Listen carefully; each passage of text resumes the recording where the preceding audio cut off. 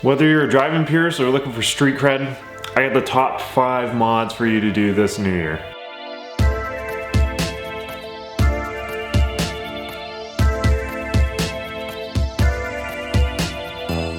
What is going on? Today we got a new video. I'm going to be telling you the top 5 mods for your car that you should be doing since the new year. The car scene's come a long way, whether or not, like I said, you're a pure driving purist or you're looking for street cred for social media or car shows. These 5 mods are relative to whatever you're doing. They can all either give you performance or that look you just might need to get a few more followers on your TikTok account. So without further ado, let's get straight into this. But if you guys do enjoy today's video, make sure to hit that subscribe button for quality automotive content. Number 1, suspension.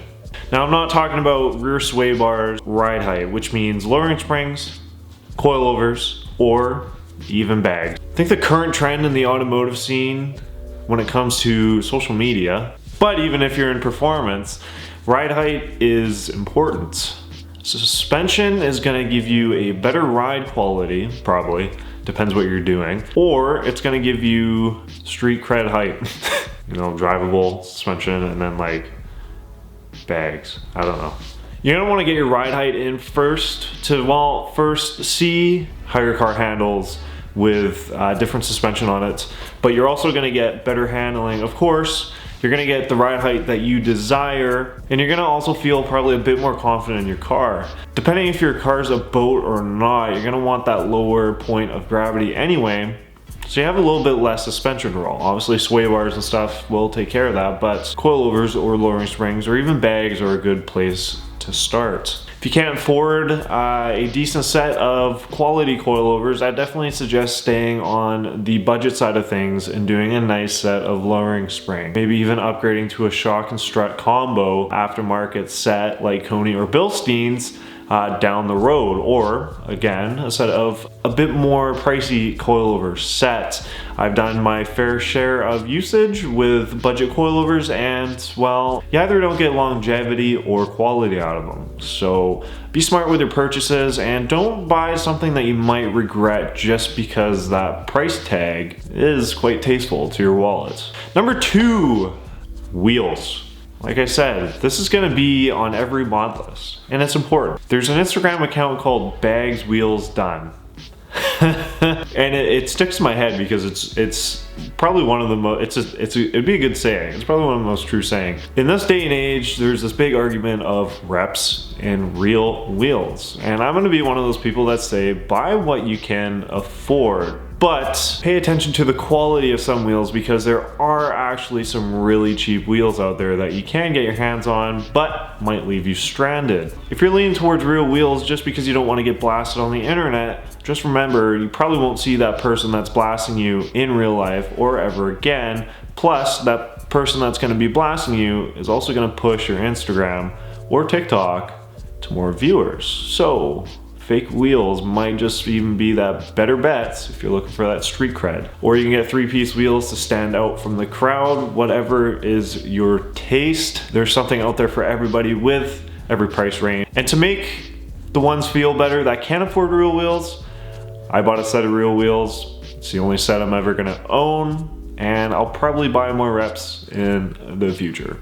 Number 3, exhaust. If you aren't showing off your wheels or your ride height or your fitment, then you're gonna be showing off the sound of your exhaust. It really comes down to what you want. Spending the money on an actual aftermarket catback, probably the one best thing that I've ever done with an exhaust. You obviously get that bigger diameter. You might be spending less money just to get a couple things cut out and replaced with pipe, which is fine, but the bigger diameter exhausts do sound a lot better, and that's something you're going to be getting with that aftermarket catback or even an aftermarket axle back. I have a car with a catback and I have a car with some stuff cut out of it to make it sound like the car with a catback, and the car with the catback sounds so much better. You can do downpipes, catless downpipes, high flow cat downpipes. Those are going to give you the more horsepower in a turbo application or even an NA in the higher horsepower cars, but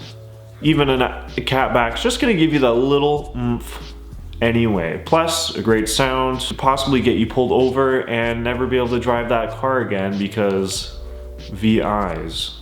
If you see a cop, start thinking about your next purchase. Number 4, we're gonna go with Aero. Bags, wheels, done, man. You could put wheels and coilovers on a Toyota Camry and it would look awesome. Aero can be anything down from actual functional aero to basic side skirt extensions, front lips extensions, basic diffusers that don't actually do anything.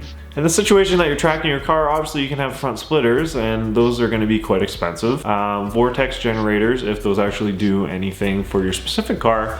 Big wings for that extra downforce and diffusers, but functional people. Don't forget about your skid plates all the way through. Now if we're talking about cosmetic aero, obviously, like I said, front lips, side skirt extensions, and basic diffusers, and well, trunk lips, gonna be your best bet. If I was to go in order, personally I don't like diffusers, but if you're gonna do a front lip, try and do something with the side skirts if you haven't already at the same time. Don't go side skirts to front lip, it looks a little silly, but that's just my personal opinion. Obviously do whatever you want. Rear spats on your bumper, there's a whole lot of arrows, so just get ideas, look at some of your cars with stuff on it, and go from there. Number 5, Underglow. Underglow came with the biggest comeback in the car scene that, like, it just went hard. It went hard. If you haven't gotten an Underglow already, I bet you your neighbor has or the guy beside you. I actually just sold an Underglow kit to a fella in a Jeep Wrangler.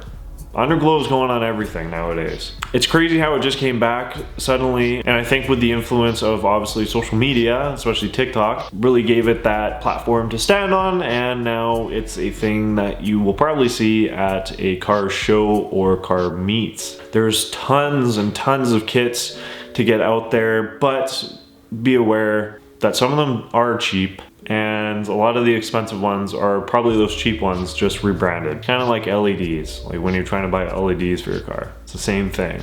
So just, you know, be careful and do a little bit of research when you're buying Underglow. But it gives you the extra style points at a nighttime parking situation. No idea how long Underglow is going to be around for, but get on it while you can before maybe it phases out again. That is all I got for you guys today. Hope you enjoyed.